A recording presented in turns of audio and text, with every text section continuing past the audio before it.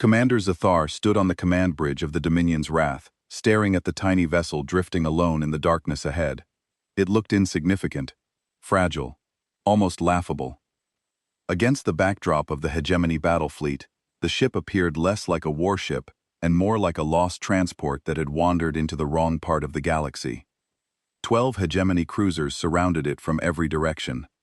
Each one dwarfed the stranger.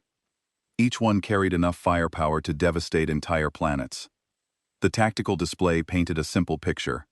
One small vessel, 143 life signs, primitive technology, minimal weapons. No escort, no chance. Zathar's scaled fingers tapped against the armrest of his command throne. His species had conquered 17 star systems. Entire civilizations had fallen before the hegemony's fleets. Worlds burned. Empires collapsed, and every victory had reinforced the same lesson. Power decided truth. The weak survived only when the strong allowed it. This encounter would be no different. Open a channel. An officer obeyed immediately. The bridge fell silent as the transmission connected. Zathar rose from his seat and addressed the unknown vessel. Unidentified ship. His deep voice echoed through the command deck. You have entered hegemony-controlled space without authorization. The stars reflected in his black eyes. Surrender immediately. A brief pause. Failure to comply will result in your destruction. The transmission ended. For several seconds, there was only silence. Then a reply arrived.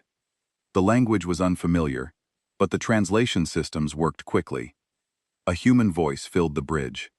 Calm, polite, completely unafraid. Greetings, Hegemony Fleet.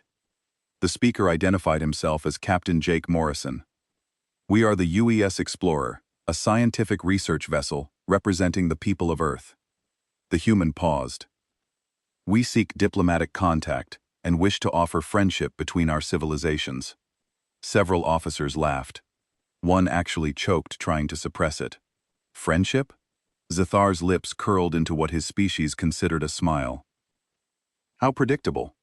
He had seen this countless times before. Young civilizations always behaved the same way. First came diplomacy, then negotiation, then fear, then surrender. The pattern never changed. They all believed they were special. They all believed they could avoid reality. Eventually, reality always arrived. Zathar leaned forward, his amusement growing. The humans clearly had no idea who they were dealing with. No understanding of the power surrounding them. No appreciation for how completely helpless they were. Yet something about the captain's voice bothered him. Not the words, the tone. There was no desperation, no uncertainty, no fear, only confidence, as though the human genuinely believed they were equals. A sensor officer suddenly looked up from her console. Commander. Zathar barely glanced at her. What is it? The officer hesitated. Her expression had changed. Confusion. Then concern. We've completed a deep scan of the human vessel. Yes? The officer swallowed. The ship isn't armed. Several bridge officers laughed again. Exactly as expected. A harmless exploration vessel. Nothing more. Then the officer continued. But that's not the strange part. The laughter faded. Zathar narrowed his eyes. Explain. The officer turned her display toward him. The reactor output doesn't match the vessel's size. Silence settled across the bridge. The energy readings are increasing every second. Zathar looked at the data. Then looked again. The numbers made no sense. A ship that size shouldn't possess that much power. It was impossible. Across the view screen, the tiny human vessel continued drifting silently among the stars. Small, calm, harmless. At least, that's what it looked like. And for the first time since the encounter began, Commander Zathar found himself wondering if appearances could be deceiving. Because sometimes the most dangerous thing in the galaxy wasn't a warship. It was a ship that wanted you to believe it wasn't one. There will be no diplomacy, Sethkar replied. You will shut down your engines and prepare to be boarded. Resistance will result in your immediate destruction. The human captain's voice came back calm and steady. I'm afraid we cannot comply with that request. Commander, we have important scientific data that must reach Earth. Perhaps we can discuss an alternative arrangement. Zethar felt his patience wearing thin. These humans were more stubborn than most species he encountered. Usually a simple threat was enough to make primitive races surrender. He would need to demonstrate the power of the hegemony. Target their engine section, he ordered his weapons officer. Disable their propulsion, but leave life support intact. I want them alive for questioning. The hegemony ship's plasma cannons fired a precise burst that struck the explorer's rear section. Explosions bloomed across the human vessel's hull, and Zar expected to see the familiar signs of a ship dying in space. Instead, something unexpected happened. The human ship did not stop moving. Internal explosions continued to flash through its corridors, but the vessel maintained its course and speed. Zithgar's sensors showed that the engines were badly damaged, yet somehow the ship kept flying. How are they still moving? Zithgar demanded from his tactical officer. Unknown commander. Their main engines are offline, but they appear to be using secondary systems. Our scans show humans moving through damaged sections, performing repairs while fires burn around them. Zithar watched his display screens with growing confusion. The explorer's crew was not behaving like any species he had encountered before. Instead of panicking or surrendering, they were working. Human figures moved through smoke-filled corridors carrying tools and equipment. They were fixing their ship while it was under attack. Chief Engineer Lisa Rodriguez crawled through a maintenance shaft that was filled with toxic smoke and sparking electrical systems.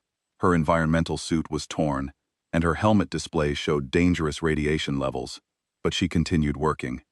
She reached the power distribution center and began rerouting energy from the ship's scientific equipment to the damaged engines. Meanwhile, Communications Officer Ben Parker was doing something that made Zithar's blood run cold. Instead of sending distress signals or surrender messages, Parker was broadcasting detailed technical scans of the hegemony ship on open frequencies. He was telling anyone who might be listening exactly where the hegemony vessel's weapons were located, how thick its armor was, and where its weak points could be found. They are broadcasting our ship specifications across the galaxy, Zethkar's communication officer reported with obvious fear in his voice. Dr. Alex Turner was working in the Explorer's science lab, which was now exposed to space through a gaping hole in the hull. He wore a full pressure suit and worked by the light of emergency lamps. Turner was a particle physicist, but now he was building weapons. He disconnected the ship's dark matter containment system and began modifying it into something that could be used in combat. Captain Morrison's voice came over the communication channel again. Commander Zithar, I assume that is your name based on the command frequencies we have detected. You have damaged our ship and endangered my crew. This is an act of war against the human species. War? Zithar laughed.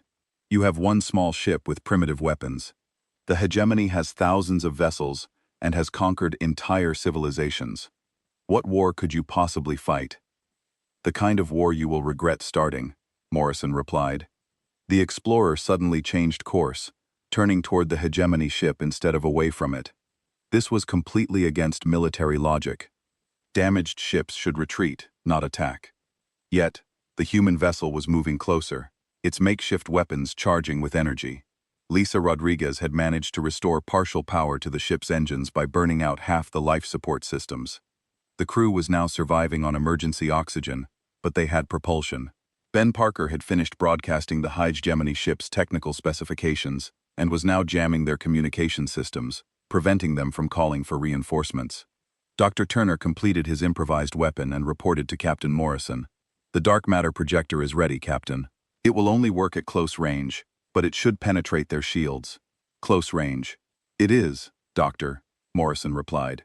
The explorer accelerated toward the hegemony vessel, its crew working in damaged sections without proper life support, breathing bottled air, and working by emergency lighting. They had turned their scientific research ship into a warship. In less than 20 minutes, Zethar realized with growing horror that these humans were not behaving like prey animals.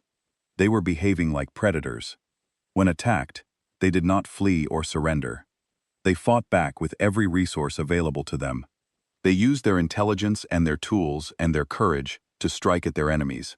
Evasive maneuvers, Seth Karar ordered, but it was too late. The explorer fired its improvised dark matter weapon at point-blank range. The beam punched through the hegemony ship's shields like they were not there, and tore a massive hole in the hull. Atmosphere rushed out into space, carrying equipment and crew members with it.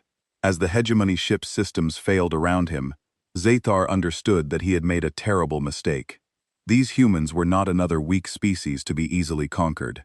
They were something far more dangerous. They were survivors who would turn anything into a weapon and fight until their last breath. The explorer pulled away from the damaged hegemony vessel, its crew already working to repair their own ship for whatever came next. Captain Morrison's final message was simple and terrifying. Tell your leaders that Earth remembers its enemies. Zathar's damaged ship limped through space for 3 days, while his crew made emergency repairs. Half his vessel's systems were offline, and he had lost 12 crew members when the humans punched that impossible hole through his hull. The beer repairs were going slowly, because his engineers could not understand how such a primitive weapon had penetrated their advanced shields.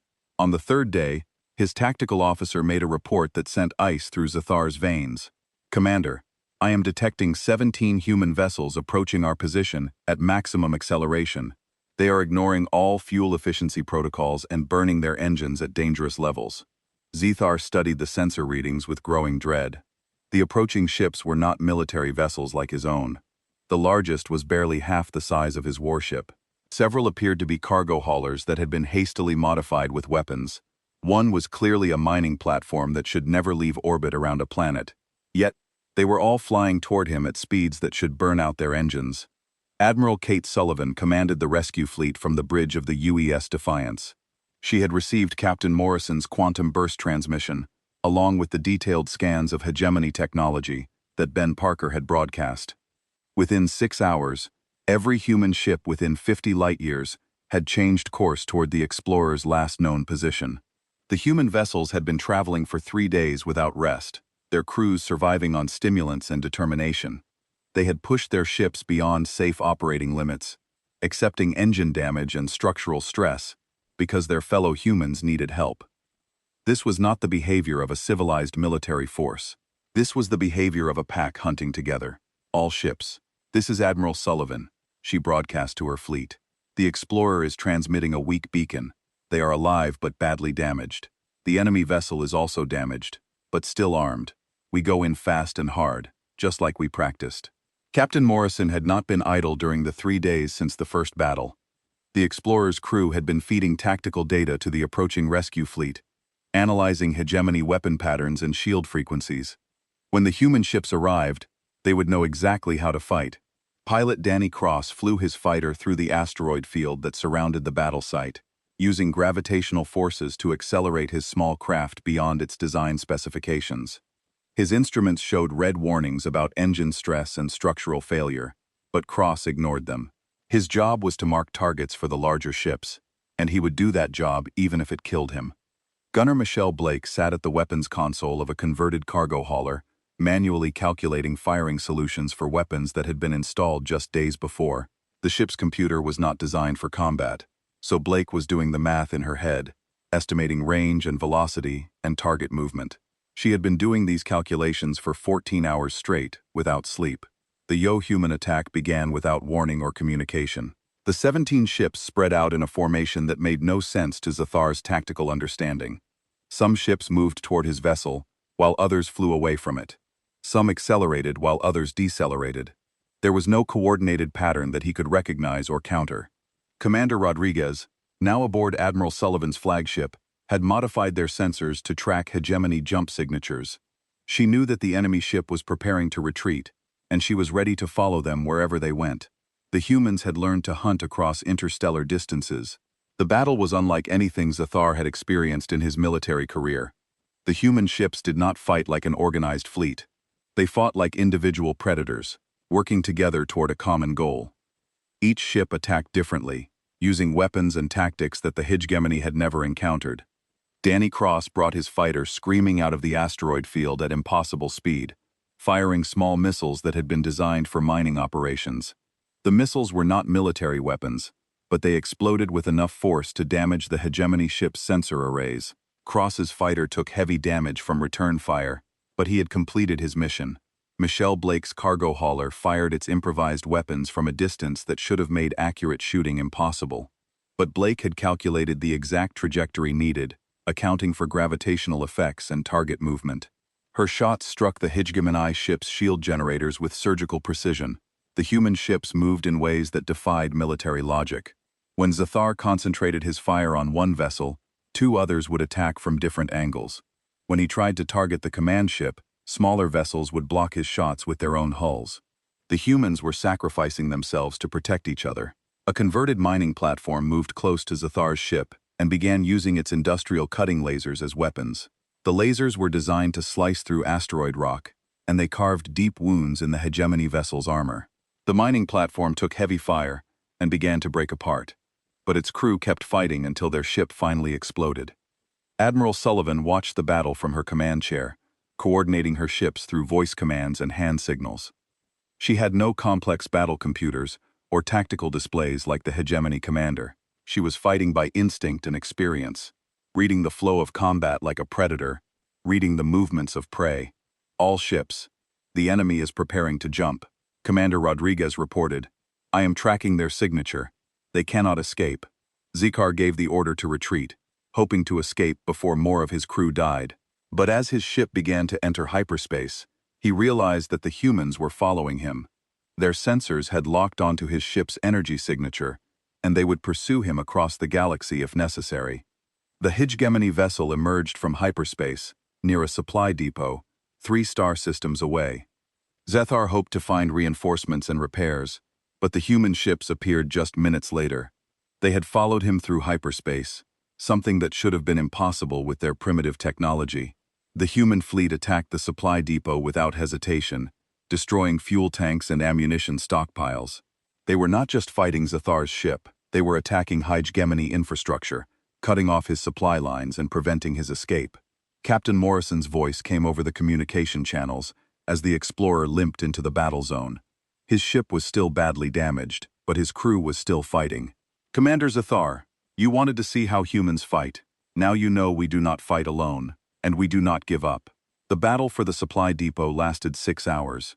When it ended, the depot was destroyed, and Zathar had lost 2 more ships from his small fleet. The humans had suffered heavy casualties as well, but they continued to pursue him with relentless determination. As his remaining ships fled deeper into hegemony space, Zathar began to understand what made these creatures so dangerous. They did not fight like civilized beings who followed rules of war and military protocol. They fought like pack predators who would hunt their enemies to the ends of the galaxy. The humans had turned space itself into their hunting ground. They could track ships across interstellar distances, coordinate attacks without central command, and fight with weapons that should not work in the vacuum of space. They were intelligent enough to build starships, but savage enough to ram those ships into enemy vessels if necessary. Zathar sent an urgent message to Hegemony High Command, warning them about the human threat. But he doubted that his superiors would understand until they faced these creatures themselves. The humans were not just another primitive species to be conquered. They were apex predators who had learned to hunt among the stars. Behind him, the human ships continued their pursuit, their crews pushing damaged vessels beyond safe limits, because they would not abandon their mission. They were coming for him, and Zathar knew that nowhere in the galaxy would be safe from their reach. The Supreme Council of the Hegemony gathered in their great chamber on the homeworld to hear Zathar's report. The massive hall was filled with representatives from dozens of conquered species, all serving their reptilian masters with proper fear and respect. Zathar stood before the council with his uniform bearing the scars of battle, telling them about the human threat. "Impossible," declared Supreme Admiral Thessara, her scales gleaming with authority. "One primitive species cannot threaten the might of the hegemony. You encountered an unusually aggressive specimen, nothing more. These humans will learn to submit like all the others."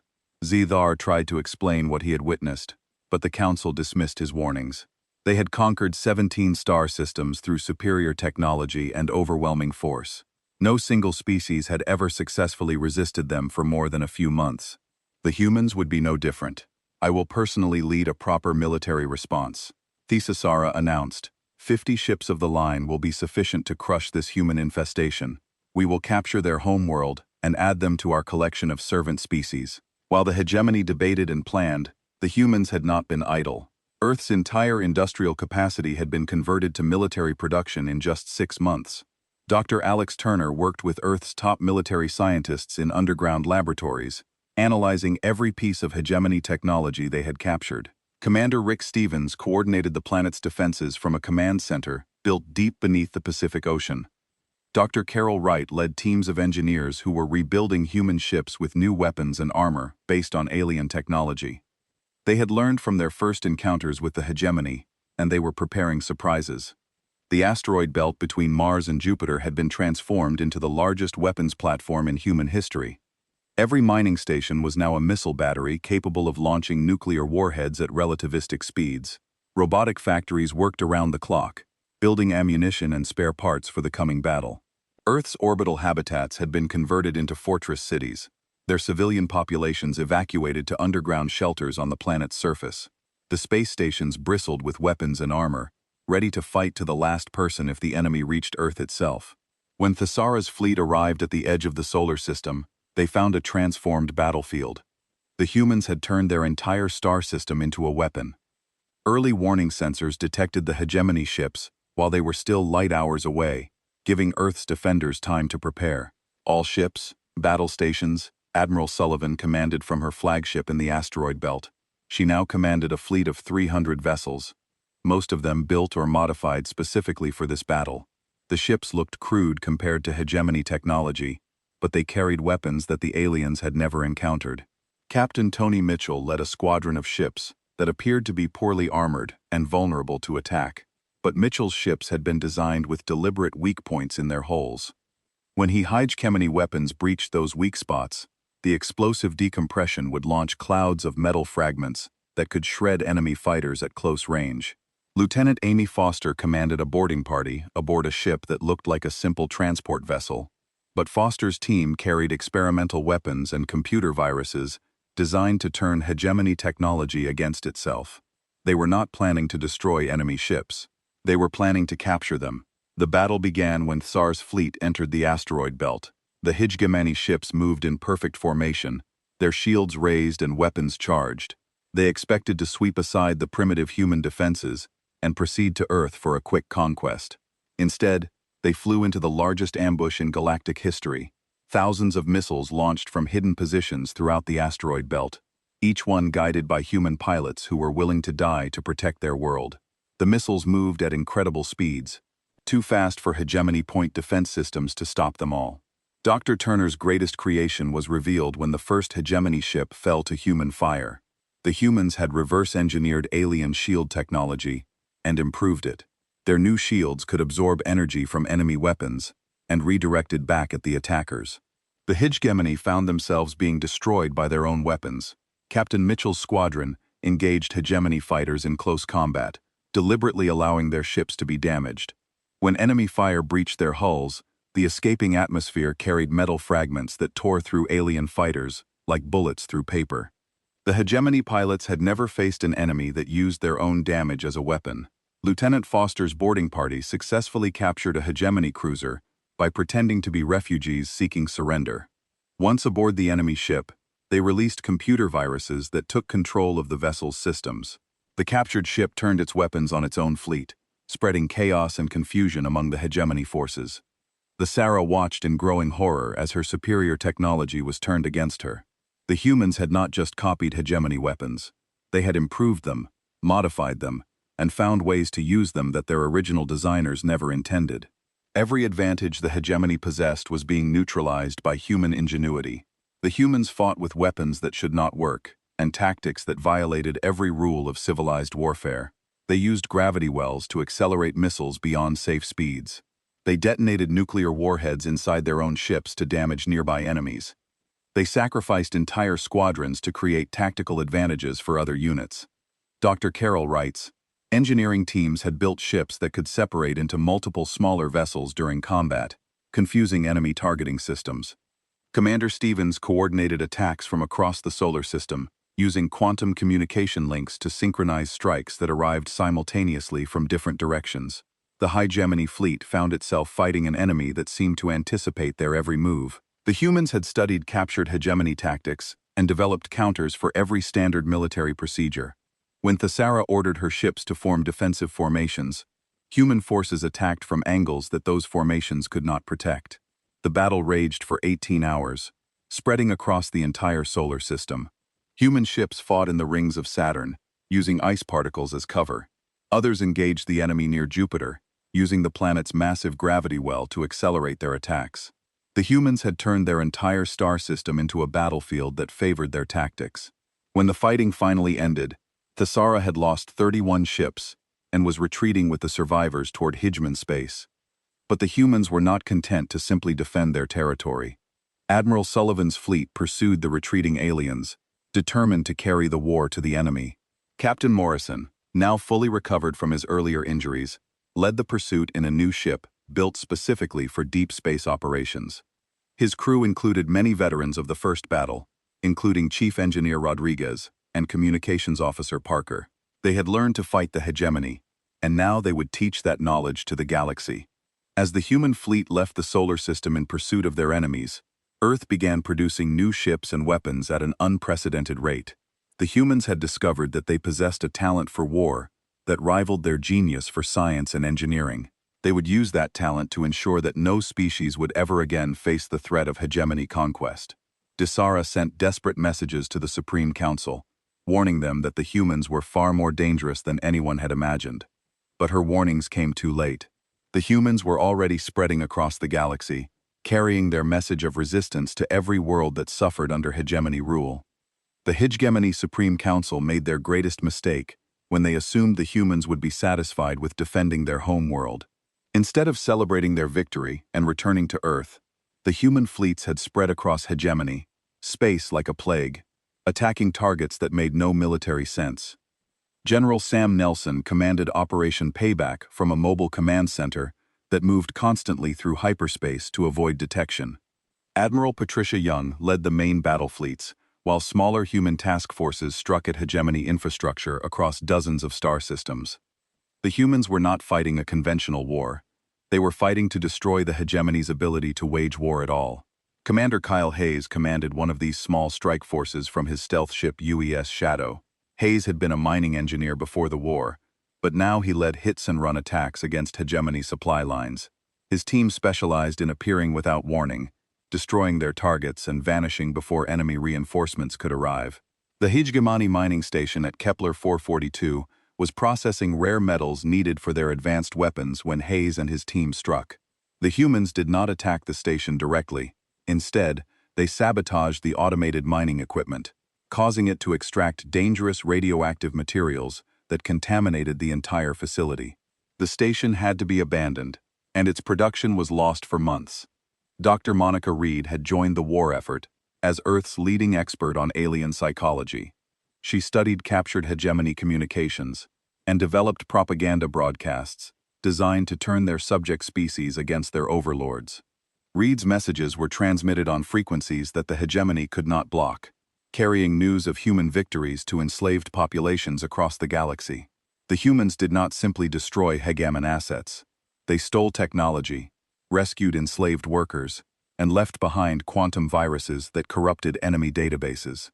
Hayes and his teams had become experts at fighting a war that existed in the shadows, striking at targets that the hegemony never thought to defend. Commander Hayes led a raid on a hegemony communication relay that coordinated fleet movements across 3 star systems. Instead of destroying the relay with explosives, his team reprogrammed it to send false orders to hegemony ships. Enemy fleets began flying to empty systems while their real targets went undefended. The confusion lasted for weeks before the hegemony discovered what had happened.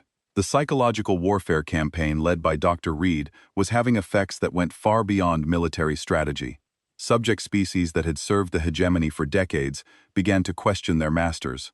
Rebellions broke out on 17 worlds as enslaved populations learned that the mighty hegemony could be defeated. The humans were not just fighting a war. They were inspiring a galactic revolution. Lieutenant Colonel Janet Foster led a rescue mission to the prison world of Tardarus 7, where the hegemony kept political prisoners and captured enemy soldiers. Foster's team infiltrated the planet using stolen hegemony ships and false identification codes. They freed over 3,000 prisoners, including leaders of resistance movements from a dozen different species. The freed prisoners carried human weapons and communication equipment back to their homeworlds, spreading the knowledge of how to fight the hegemony. Soon, human military advisors were working with resistance groups across the galaxy, teaching them tactics and providing them with captured alien technology. Zethar found himself promoted to Supreme Military Commander. As the hegemony government panicked in the face of spreading rebellion, every strategy he developed to counter the human attacks was met with something unprecedented. When he fortified key systems, the humans attacked undefended supply bases. When he spread his forces thin to protect everything, human battle fleets concentrated overwhelming force on single targets. The humans fought as if they took the hegemony's existence as a personal insult. They did not simply want to win the war. They wanted to ensure that the hegemony could never threaten anyone again. This was not conquest. This was extermination of an idea. Commander Hayes led his most daring raid when he infiltrated the hegemon's primary shipyard at Proxima Centauri. His team did not try to destroy the facility. Instead, they reprogrammed the automated construction systems to build ships with hidden weaknesses. The hegemony would discover too late that their newest vessels would fail in combat at the worst possible moments. The humans had learned to fight a war that existed on multiple levels simultaneously. While their fleets engaged hegemony forces in open battle, their special operations teams struck at infrastructure and communications. Their propaganda broadcasts undermined enemy morale, while their computer viruses corrupted critical databases. Ambassador Paul Garcia worked with freed prisoners and rebel leaders to coordinate resistance movements across the galaxy. Garcia had been a diplomat before the war, but now he was building military alliances with species that had never worked together before. The humans were creating a coalition that shared their hatred of tyranny. Dr. Reed's psychological analysis of hegemony leadership revealed a crucial weakness. The reptilian species had built their empire on the assumption that they were naturally superior to all other life forms. When faced with defeat by creatures they considered primitive, many hegemony commanders simply could not accept reality. They made increasingly desperate decisions that played into human strategic plans. Zethar realized that he was no longer fighting a military campaign. He was fighting for the survival of his civilization. The humans had turned every strength of the hegemony into a weakness. Their advanced technology was vulnerable to computer viruses. Their centralized command structure was easily disrupted by communication attacks. Their subject species were becoming enemies. The final phase of Operation Payback began when General Nelson launched simultaneous attacks on 50 hegemony worlds. Each attack was carefully planned to maximize psychological impact while minimizing human casualties. The humans were not trying to conquer territory. They were trying to prove that the hegemony could not protect its own citizens.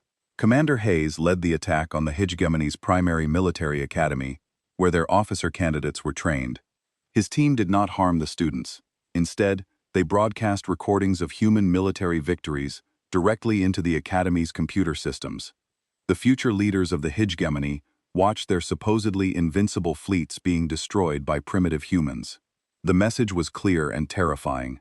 If the humans could strike at the heart of hegemony space without warning, nowhere was safe. The empire that had dominated the galaxy for centuries was crumbling under the assault of a single species that refused to accept defeat. As rebellion spread and hegemony forces retreated from dozens of systems, Zethar prepared for a final desperate gamble. He would gather every remaining ship and make a last stand at the hegemony capital world.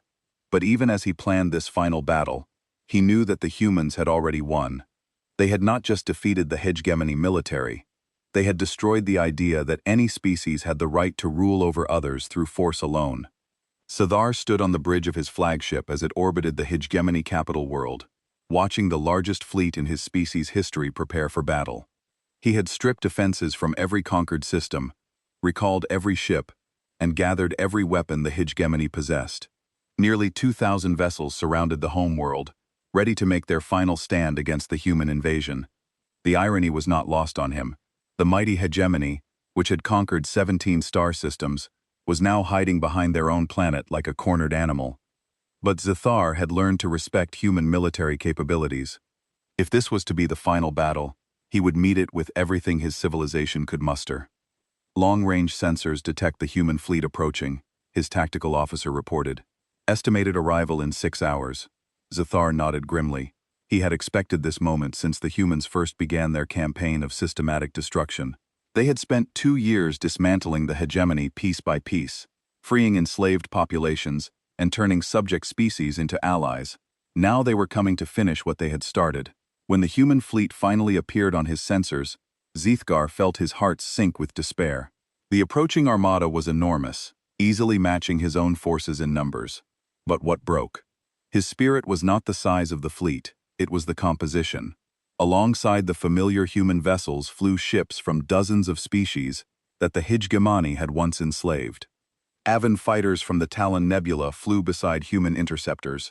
Crystalline battleships from the Vega system moved in formation with Earth's newest dreadnoughts.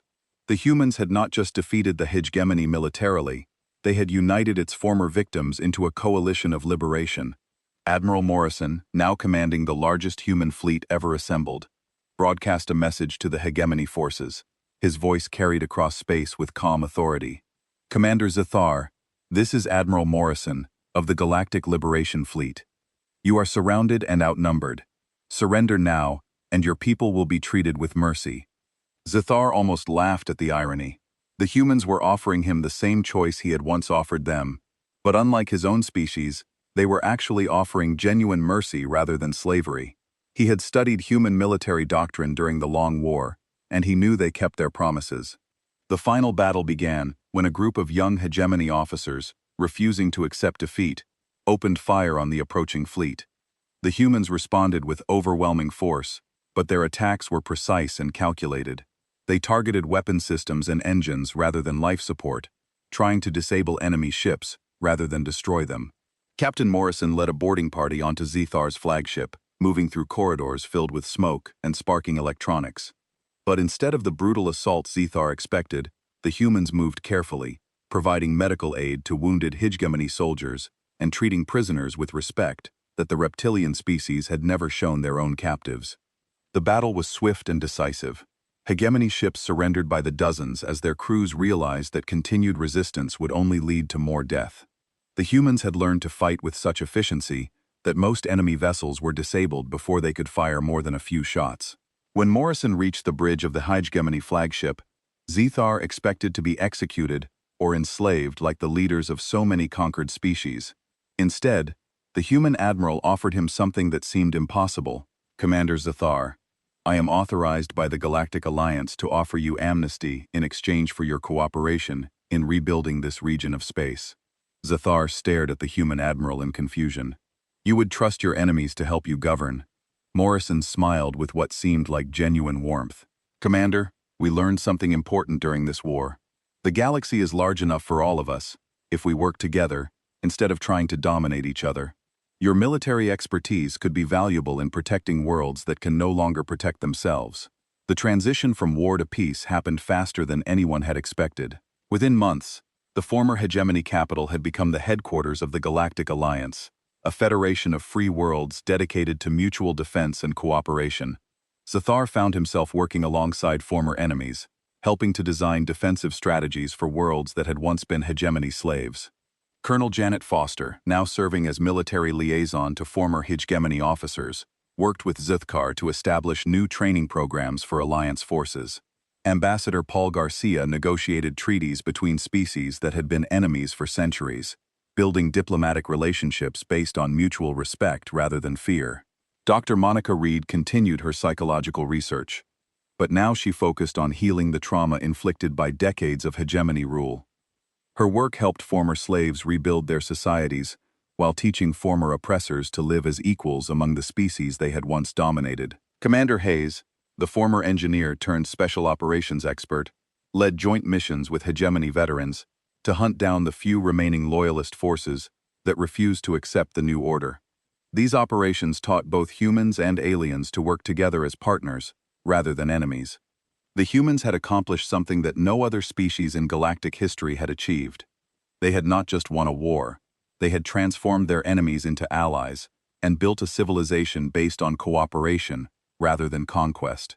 The former subjects of the hegemony now stood as equals in a federation that protected the weak instead of exploiting them. Za served as military advisor to the Galactic Alliance for 10 years before retiring to write his memoirs. His final journal entry became required reading at military maze across the galaxy. I thought we were apex predators, because we conquered worlds through superior technology and overwhelming force. But humans are apex predators because they create families out of enemies. They do not just defeat their opponents, they transform them into friends. We never stood a chance against the humans, not because they were stronger than us, but because they were kinder. Their compassion was more devastating than their weapons, their mercy more destructive than their bombs. They destroyed our empire not by killing us, but by teaching us to be better than what we were. I have seen the future of this galaxy, and it belongs to those who build rather than destroy, who unite rather than divide, who offer friendship to their enemies instead of enslavement. The humans showed us that the greatest victory is not conquest, but the transformation of hatred into love. They made us realize that true strength comes not from the ability to destroy, but from the wisdom to create something better from the ashes of destruction. The hegemony fell not because we were weak, but because we never learned what the humans understood instinctively. The universe belongs to those who fight not for dominance, but for the dream that all beings can live together in peace. The galaxy had learned the most important lesson in its history. The most dangerous force in the universe was not superior technology or overwhelming firepower. It was the simple human belief that tomorrow could be better than today, and the willingness to fight to make that belief reality.